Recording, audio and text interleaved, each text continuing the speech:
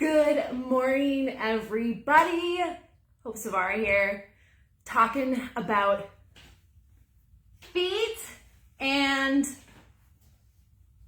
shoes this morning. How are you? Drop it in the comment section and let me know how you doing. I'll wait here just a bit here as people pop on. Good morning, good morning, good morning. You know what to do if you've been on with me before. Drop it in the comment section and let me know how your day is going and where you're tuning in from. Where you coming from, where you going, if you're at home, where's home? Let us know in the comments below. I always love where you all are coming in from, and as you do that, if you're watching the live, type the word live, and if you're watching the replay, type the word replay and let us know. This helps Julie and I know who's watching, who's coming back and watching again, and today is going to be an awesome, I almost called it an episode. Well, it kind of is an episode, right? Today's going to be an awesome live because we are talking about shoes and we are talking about feet. Hey, Brian. Hey, Renee. Thanks for tuning in. And last time I checked, your feet are what carries you from A to Z, are what carries you from one point to the next point. Yet so many people shove their feet in shoes at the beginning of the day and they never think about them again until their shoes come off. Or if they do think about their feet, it's ouch, they hurt, they're painful, and do nothing about them. Your feet are like the foundation of a house. Would you ever build a house on top of faulty foundation? Would you ever build a house on top of foundation that's cracked? Would you ever build a house on top of foundation that has been used and abused and is probably gonna cause some problems? Because here's what happened. Your body is a lot like a house, my friend. And when there's cracks in the foundation, you end up with a roof leak and you can't figure out why. When there's cracks in your foundation, you end up with weird seam splits in your drywall tape and you can't figure out why. You end up with water coming in and you can't figure out why.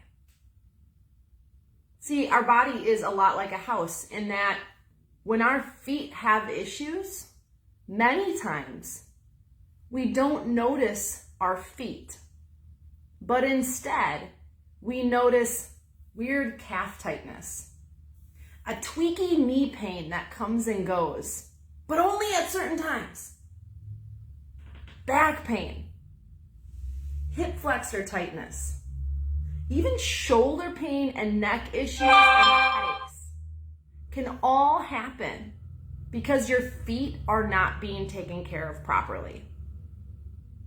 And as many of you know, I owned a yoga studio and had a yoga school, and I've been teaching yoga and fitness and functional movement for almost 20 years. And now I get to work with all of you, which is like the best part of my entire life. And one of the things that I have come accustomed to is I am horrible at eye contact, but I am great at eye-foot contact. So today we're talking about feet. Drop it in the comment section. Hey, Cheryl. Hey, Dean. Thanks for tuning in. This is one of my favorite things to talk about. I used to teach a whole 2-hour workshop on it. And we are talking about feet and shoes. And I'm going to give you the gist. I'm going to give you all the good stuff that you need to know. For those of you that have taken your Wellness Pit Stop 90-day program, you know I go into way detail on this, and I got even new information for you guys to share too. But I want to give you the gist on what to do for my feet. What types of shoes should I be wearing? What types of shoes should I maybe limit wearing? What types of shoes should I not wear at all? So that's what we're going to cover in today's video. So definitely, if you have to pop off, come back and watch this video, because if you don't want your roof leaking, if you don't want your drywall tape coming apart, if you don't want water coming in your house and you can't figure out why, you want to watch. Okay, so first things first, rate yourself on a scale of 1 to 10, how well you think you take care of your feet. Scale 1 to 10. 1 being, not so good. 10 being like, I take care of my feet like they are gold. Rate yourself. Number 2, I want you to think about the level of mobility that your feet have on any given day. The level of mobility your feet have on any given day. That means how much do they move? And I'm going to explain why your shoes have a lot to do with that. And then number three, okay? I want you to rate yourself for how much of the day you spend with your shoes off. Now, I know that you're a truck driver, okay? Like, I know that you need shoes on. I'm not saying that. But outside of your job, how much of your day do you spend with your shoes off? How much of your day do you spend with your shoes off? So many people I talk to, it's like the moment they wake up to the moment they go to bed, those shoes are on. And that could be doing you a disservice. Okay, so first things first, let me move my trusty little kneeling chair. Let's talk about shoes. I'm gonna move this down. That should be pretty good, right? Okay, I'm gonna talk about shoes because this is a question I get a lot, is Hope, what shoes should I wear once people learn about their feet? And we just moved, so I tried looking for my husband's steel-toed boots and his work shoes. I think he's wearing his work shoes right now, but I can only organize my life, so I had to use my shoes, but we'll be able to be good here. So this is typically what's in a lot of people's closet. Thong sandals, flip-flops, maybe a pair of Under Armour tennis shoes or something like that, pair of cowboy boots, maybe a pair of some other sandals, and then some other shoes. And there is a lot of good science marketing out there. Hey Brandon, thanks for tuning in. There's a lot of good science marketing out there. Listen to what I said, science marketing. Science marketing, meaning it's marketing using that to sell you stuff, okay? There's a lot of science marketing out there that is telling you to buy shoes with memory foam in them, or buy shoes with Aero Technology arch support. Here's the deal. If you need stuff like that in your shoes, it is because you are not using your feet the way that they are designed. Your shoes are like casts. You know, like a cast, like when you break your arm? They bind your feet. They limit mobility in your feet. And for most shoes, they do all the work for your feet. That's a problem. Would you keep a cast on your arm for your entire life? Absolutely not. Why? Because those muscles atrophy. You stop using those muscles, you stop using those connective tissue, you stop using that part of your body. It's like a use it or lose it. And by the time then we're 70, 60, sometimes even 30, our feet have been in casts since we were tiny little babies. Like, how many of you have seen like little infants in a car carrier with little teeny Nikes on, like hard bottomed Nikes? Why? You're doing that child a disservice. So first things first is I want you to analyze your inventory of shoes. When we are buying shoes, there's a couple of things I want you to follow, a couple of rules. One, if you can't bend it, don't buy it, okay? If you can't bend it, don't buy it.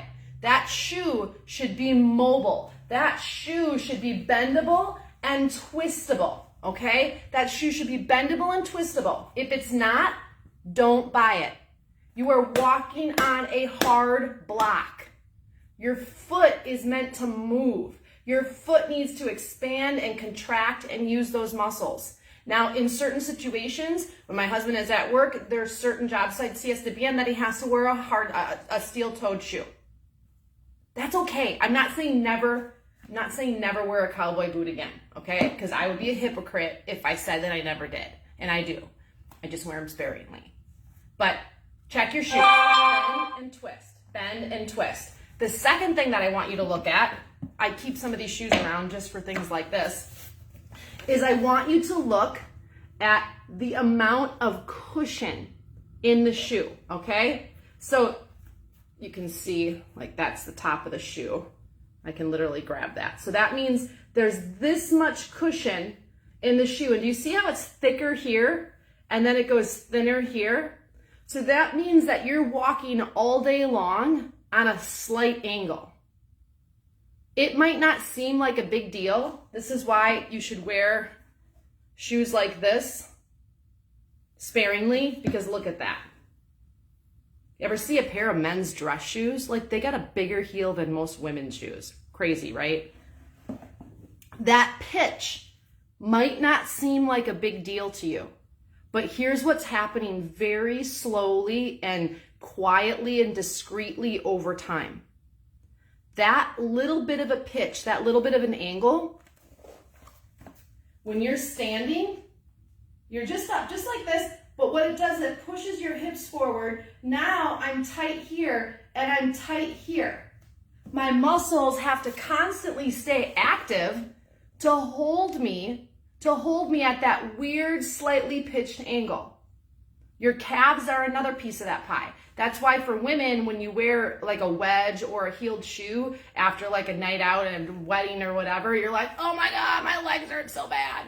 That's because that's an unnatural pitch. Your hip flexors, your hamstrings, your calves all have to like overly contract. This is subtle, but over time, you're gonna have this weird tightness in your calf, in your hip flexor, in your hamstring or back, and wonder, where did it come from? It's your shoe. It very well could be your shoe. So we want to minimize how much this is here. Okay, we want to try to have a little bit more of a lower profile shoe if possible. Now, if you've had overly padded, overly supported, overly like, you know, the Nikes with the air pocket, again, science marketing, you guys, like dumb, it's just dumb. And we fall for it every single time. If you've come from that category, do not just jump ship and go to a zero shoe. Okay? Because your body is going to scream back at you. We have to step down gradually. Okay? We have to step down gradually. So take inventory of your shoes. Do they bend? Do they twist? How big is the support by the heel? And how much memory foam am I walking on? That's like walking around on pillows all day. We need to stimulate our feet. We live in a concrete jungle now, you and I both, and there's not enough uneven terrain to stimulate our feet. Not to mention, so we have Pike Lake State Forest just down the road from us. And whenever you go hike at Pike Lake versus walk on the sidewalk, your muscles hurt more after Pike Lake. Why? Because it's, uneven terrain. And so your muscles, your entire body, your core, your pelvic floor, your glutes, everything all kicks in. That doesn't happen on uneven terrain. That really doesn't happen in a shoe like this. Okay? So when we are shopping for shoes, we want to make sure, again, let's just review, bend, twist, heel height. Try to stay away from like overly padded memory foam stuff. As fun and as comfy as that may be, wear those sparingly. The second thing we want to look at is fit. So when we look at fit, the tops of shoes, I'll give you 3 of them here. The tops of shoes can vary vastly. So when you put a shoe on, if your toes have to grip up, it's not a good fit. Because all day long you're up gripping with your toes, which is bringing a lot of tension to the front of your shin. Now you have like shin splints, and now you have like front ankle tension, and now your feet hurt even more. So make sure the top of your shoe fits you nicely. I'm not saying super tight, but there's no up grip. This is what happens a lot when people wear a sandal. They either down grip on their toes or they up grip, okay? We live in Wisconsin, so you are down gripping with a sandal and then up gripping with a boot, and then down gripping with a sandal and then up gripping with a boot. And your feet are gonna go nuts. So wear these sparingly. These are my shower sandals, actually. So we do a lot of camping. So I'm not saying never wear thong sandals, but wear them sparingly. So check for the fit, up grip. Look for where the laces end. Sometimes if the laces go a little bit further down or it's not all mesh, that can be a lot better for your feet. Also look for a wider toe bed, okay? Most of us now have so many toe issues. Look at your feet when you take your shoes off. Look at your feet. Can you move your toes around? Can you see how I have space between all of my toes? Most of us, our toes are on top of each other. They're all smushed together. That just didn't happen when you were born. Yes, your foot is a smushed little square when you're born, but we have been training our feet to be in shoes. China has been doing this for eons. Foot binding, and their toes are like on top of each other. We're doing a much more casual approach to that. But take a look at your feet. If your toes are on top of each other and all bent and crooked, don't just blame that on genetics, my friend. Blame that on your shoe. Okay, so what do I do? What do I do? What do I do? What do I buy? So there's a couple different brands that you can buy and look for. So these are Vibrams, okay? They bend, they twist. As you can see, look how far the laces go down. I don't up grip with my toe, okay? The bottom is really nice. I will say this, these are fantastic, but if you've not worn shoes like this, you're gonna have to like rotate back and forth. And if I was doing a lot of concrete walking, or I was at a trade show standing on concrete all day, I would not probably wear these. Or I would wear these and then swap in and out. I would probably wear something with a little bit more support, only because, again, concrete is an artificial surface. It's really hard on your joints. And so this is kind of my in-between shoe. It has a little bit of support for me, a little bit of cushion if I'm on a lot of concrete, but it allows me to have the versatility my foot needs. So just kind of keep that in mind. Vibrams are great. They're gonna be $0 though. I'll post in the group things to look for, because if you didn't realize on the boxes, the shoe will tell you how many millimeters the sole is. And so we want to be able to start to walk it down. A lot of shoes now say on the box neutral, meaning that there isn't really any heel support or overly arch support. And that's a whole nother ball of worms, or a whole nother whole bucket to get into. And we talk about this in your wellness pit stop. Is arch support or no arch support, and what to do with that, and people saying they have high arches or flat feet and all that kind of stuff. And that's like a whole nother category, but we want to be able to get our shoes off. We want to be able to look at the shoes that we're wearing and ask ourselves, is the shoe doing all the work, or is my foot doing some of the work? We want to get our shoes off and start stimulating our feet and not keeping them in casts all day. We want to make sure that the shoes that we have are not ill-fitting. This is another one. This is a Vibram sandal. It's a fully attached sandal to your foot. This is a way better option than this. Why? Because my toes don't grip in this. My foot's not gripping in this. It just comes with me when I walk, versus this shoe constantly flapping back at me and my toes gripping everywhere I walk. So how do I recreate a environment that I don't have access to? We live in a concrete jungle. That's not going away anytime soon. And so how do we recreate that? How do we stimulate our feet in order to help increase blood flow, help increase muscle tension or tone, how to bring our feet back to life and break up some of that sticky tension where you feel like you're just kind of walking around on eggshells because your feet hurt so bad. This little guy right here, it's like less than $10 on our website, you guys. It's a little acupressure ball. Everybody needs one of these in their truck. Every single person needs one of these in their truck. And every single day, in the morning and at night, you need to be, there's that shoe I threw, rolling out the bottoms of your feet. It doesn't have to be fancy. Roll out the heel, roll out the arch, go through the toes. Do both feet, and you can vary the pressure. If this is like super sensitive, just start out nice and slow, and just start out nice and light. And then as you press more, you're gonna probably start to feel some grinding and some like crunching. And as you feel that crunching going on, that's the fascia being broke up. So make sure you drink lots of water. because that fascia needs to flush itself. Vitamin C, protein, all those are really good for fascia, but that's the sign that your feet have been in casts for way too long. And I promise you, your feet are gonna feel amazing. Your feet are gonna feel amazing. Your hamstrings are gonna have more mobility. Your back pain is gonna reduce, all because you start taking care of your feet. Okay, that is what I have for you guys. So here is your homework today. You gotta get out and move for 15 minutes on purpose. Get out and walk a little faster than you normally do. Get out and move in a way that you haven't done before, whatever it is, but move on purpose. And don't give me, though, I don't have time. Because I will come into your life and I will find 15 minutes for you. That's a promise. And then the second thing is I want you to inventory your shoes. Look at what you have. If you have questions, drop them in the chat here, or post them in the group if you have questions. And then 3 is, how am I going to stimulate my feet? What am I going to do for my feet to help them so that I can start to bring them back to life?